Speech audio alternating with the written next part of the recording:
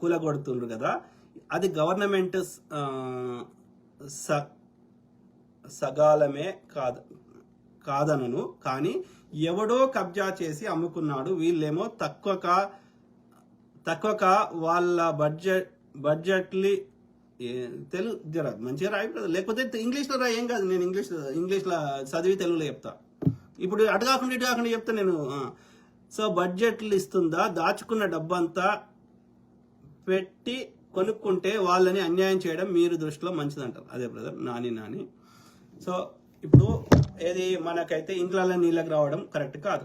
ప్రకృతిని, చెరువులని, ఇంకా పార్కులని ఒక సుందర నగరంగా విశ్వనగరంగా తయారు చేయాల్సిన అవసరం ఉంది. ఓకే, కాబట్టి ఎవడు ఎక్కడ కబ్జా పెట్టినా, ఎవడు వాడి పైనోడు పెట్టిండా, కిందోడు పెట్టిండా, మధ్యలో ఉన్నాడా, అది కాదు సమస్య. ఓకే, ఇప్పుడు చార్మినార్ ఉంది, ఎగ్జాంపుల్ చెప్తున్నా. చార్మినార్ అనేది ఒక యునెస్కో ఏది